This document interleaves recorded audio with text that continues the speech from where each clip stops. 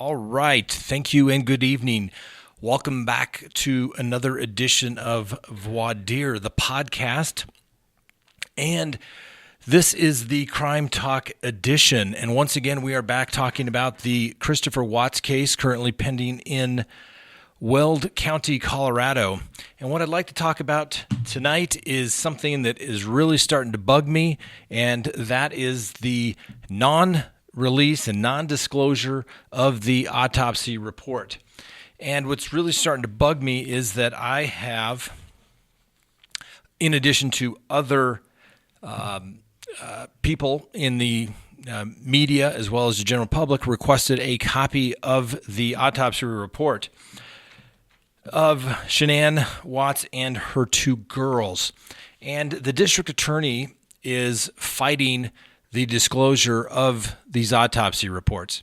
And what they are attempting to do is absolutely ridiculous.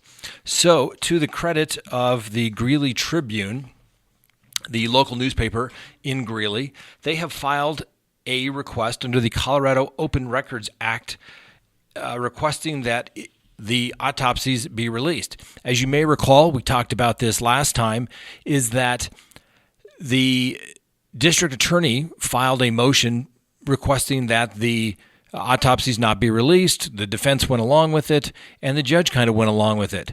And unbeknownst to the judge, there's a specific statute under the Colorado Open Records Act, Colorado Revised Statute Section 2472-204, paragraph 6A, which basically says, Judge, you cannot withhold this information because this is public information, and there's no reason why it should not be released. And so there is now a civil case currently pending in Weld County, and this is all public information, so it's not anything that's being disclosed, any secrets or anything along those lines. But it is a civil case, and it's a petition by the Greeley Tribune for these autopsy reports to be released. And in typical fashion, the DA's office has now filed a motion saying that the order shouldn't be released, and the autopsy shouldn't be released. And in this particular case, what the court had previously denied or ruled in the criminal case was that he did not have any jurisdiction, that the only person that could make the decision as to whether these autopsy reports should be released was the actual coroner, the official records custodian. In that particular case, it is the coroner. And the coroner is an elected position, doesn't have any real authorities, and doesn't even do his own autopsies. They put that out basically on a contract basis. And so the district attorney filed their motion and basically stated in their motion that the reports will be critical evidence in trial, that the investigation is still ongoing, and that the release of these reports at this time would cause substantial injury to the public interest by interfering with that investigation and tainting possible witness and future jurors. Well, first of all, let's try and talk about why that is not a valid request here, all right? First of all, their investigation is ongoing. Okay, we are now several months into this case. I would hope that the district attorney, the police department, Colorado Bureau Investigation, all those agencies would have had their reports basically done. Does that mean that all the investigation is complete? No, it never will be. It's always a investigation in progress. I get that. I understand that. But for the most part, they should have talked to most of the people out there that have relevant information to this particular case.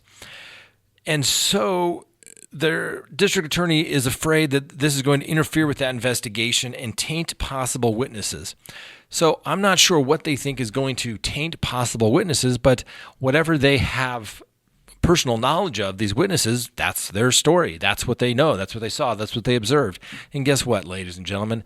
No one, as far as we know, was in that house with Mr. Watts when his wife and two children passed away or were killed, murdered, whatever you would like to call that. But the reality of it is it's not going to change the dynamics of the investigation. The issue as it relates to the physical evidence is the physical evidence. They have seized that. They've searched the house. They've collected the evidence. If there's anything on the bodies that would have been collected, the prosecution has sought what they refer to as non-testimonial identification, fingerprints. In this particular case, they also sought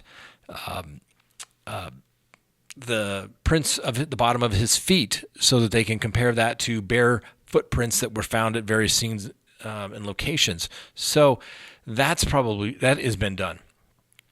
What the district attorney is, I think, worried about, and understand, they have to be able to show that this would cause a substantial injury to the public interest, okay? The only time that I am aware that an autopsy has been denied access was in the Columbine shootings. And that is simply because of the fact that at the time it was so traumatic, I think, to everybody here in the state, but also that nothing like that had ever happened before. And I don't think they wanted to do it. And basically it'd be so traumatic that all these kids were being killed in the schools and things like that. So they didn't release those autopsies. That's the only time I can think of it. There is no situation here that is going to so taint the jury. Okay? It's simply not possible. And I can tell you, I was actually meeting with a potential client who lived in Weld County, and I'm like, hey, they're a little busy up there these days. They got this whole Watts murder going on, and the individual did not even know what it was about. He hadn't heard anything about it, okay? So that shows to me that they're concerned that this will taint potential jurors in Weld County. Well, many people know about this case by the time it gets to jury selection. Yes, they will. Guess what? They will be able to find 12 people who can hear this case with a couple of alternates that have never heard anything about it or have heard something about it but are willing to keep an open mind and listen to the evidence, reserve judgment till they hear all the evidence, and follow the court's instructions. That's all they need to do. Many jurors do not live in a vacuum, but just because they have some information about that and they can honestly state that they will only make their decision based upon the evidence presented in court, they are a qualified juror. So I believe that the fears of the district attorney are unwarranted. Obviously, the defense doesn't want the autopsy report released because they think it will taint their jurors as well.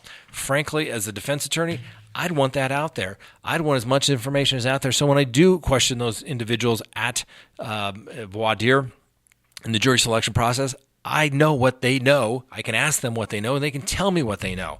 All right? The autopsy report, it's not going to give a play-by-play, blow-by-blow of the cause and manner of death, ladies and gentlemen. I have here in my hot little hands basically a standard autopsy report from a different case. And I won't reveal which one I am referring to, but it simply will state the name of the decedent, their estimated time of death, okay? And understand, they cannot give exact time of death. That is a CSI fallacy that they can somehow determine the exact time of death unless somebody was actually there at that approximate moment, okay? It's simply not that accurate. They'll be able to give a range. The report will then obtain, there'll also be in the report what they call an anatomic diagnosis, basically what caused the injuries, if they're even able to tell. Okay, there's some cases. I have a case right now currently pending where cause of death unknown. They know it's a homicide. They think it's a homicide, died by the hands of another person, but they can't say what happened. So you don't know. There'll be toxicology. They'll give that report. They'll be waiting for the toxicology reports. And the coroner in Weld County, when he gives his little affidavit, and we'll talk about it in just a second, he says after the toxicology reports, everybody's been asking for this. Okay? The court will, or I'm sorry, the court, it's been a long day. The coroner will then also give a brief description of what he believes is the estimated time of death, the manner of death, and his opinion, whether it's homicide, accident, anything along those lines. Pretty straightforward. The autopsy report would list circumstances of death, what they know, how they identified the person. any post-mortem examination. For example, when it took place, how the body was given to them, whether it was sealed, how they cleaned the bodies before the autopsy, whether there was any medical intervention, which we believe there was none based upon what we've seen so far. They'll do a quick external examination and understand they will explain what they do, what they see, any visible injuries, scars, scrapes, bruises, contusions, anything that's visible to the body. They will note this and also understand, although the public may not get this, there will actually be a video of the autopsy being done, okay? They'll be taking thousands, maybe hundreds of photographs of everything in this particular case when they're doing the autopsy so that it's there for trial and it's there for the prosecution and the defense as well. The coroner will then note any evidence of trauma that's visible. If there's marks around the neck, if there's bruises, who knows? A lot of assumptions have been made as to the cause of death in this particular case, and it's going to be interesting to actually see. If there's any clothing and personal effects, whether there's anything found in pockets, things of that. It's pretty straightforward. Then they'll do the internal examination. They'll state that how they open the body and said they'll do the standard Y-shaped thoracic abdominal incision and basically go through the cardiovascular system, the respiratory system. And this may be significant because they'll be able to tell if there's some trauma. Obviously, 2 of these bodies were in an oil tank, so we'll be able to see whether they were deceased before or after, things of that nature. There'll be digestive. They'll talk about if the tongue is uninjured, the esophagus is of normal caliber, smooth, muscle lining. They'll go through everything. They'll go through all the organs to see if they're normal, if there's anything in place. The spleen, they'll go through that. I mean, they'll go through every organ to see if there's something that will give some greater assistance as to the cause of the death. The muscular system, are there any breaks, bones, anything along those lines? If there's any prior medical intervention, anything that they can show to reflect that. And then they will go through if there's any additional incisions, anything that would take place regarding cutting up of laboratory, any inspection that they did of organs, lungs, anything along those lines that are going to do that. Now, the problem that I have with the district attorney, or in this particular case, the coroner's response, is that what the coroner basically says is, he's like, I'm the coroner, I'm the custodian of records, and I've seen the court's order saying that I need to do this. And, well, I've talked to the district attorney, and I really have nothing more to add, but I have no reason to doubt the district attorney that this could be injurious to the public and affect the investigation and potential jury pool. There's absolutely nothing that this coroner has anything of his information of his known knowledge, and basically is just simply taking the word of the district attorney. Now, understand, ladies and gentlemen, this is under the Colorado Open Records Act. There is basically a presumption that all records in the public domain should be public. All right, and you got to have a really good reason not to turn them over. And in this particular case, the court has not set a hearing date, and the court said in its last order, because the district attorney and the public defender's office filed motions to intervene in this civil action, which is once again from the newspaper up there in Greeley telling the coroner, turn over this information because it's been denied. Okay. I've made my open records request, and if it's denied, then we'll see. But I believe I should be able to get this report if it is turned over and made public. And if it is, we'll all be able to see it anyway for our own viewing pleasure, or not so much pleasure, but it's going to be available for the public to view, which it should be. It's public information. This is not going to change the outcome of the case.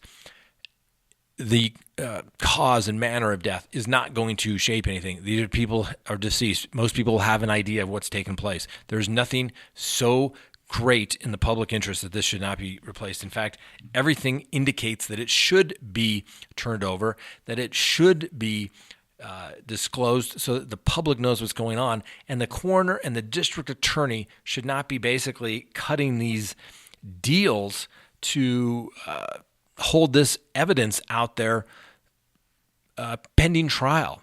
Okay? It's simply not a viable reason. And I personally would be shocked if the court did not release this information. That will be hopefully decided in the next week or so. Obviously, we'll be on it. We're following this case on a daily basis, and we will be talking about some of the maneuvering that the defense is doing up to this point in our next episode of Voir Dire, the podcast, and this is the Crime Talk edition. And so follow us on the podcast. You can also follow us on YouTube, or you'll see the video of this podcast at scottreisch.com on YouTube. And we'll have links to the other videos and analysis that we've done. So if you like what you see, leave a comment, like it, subscribe, and we will continue to try and give you the most unbiased, straightforward analysis of this case by an attorney who's practiced in the state of Colorado for some 24 years, knows the players. We know the law here, and we can give you a honest and straightforward analysis of this case. Thanks for listening. Once again, subscribe, like, leave a comment. Tell me what you think we should talk about on Voir Dire.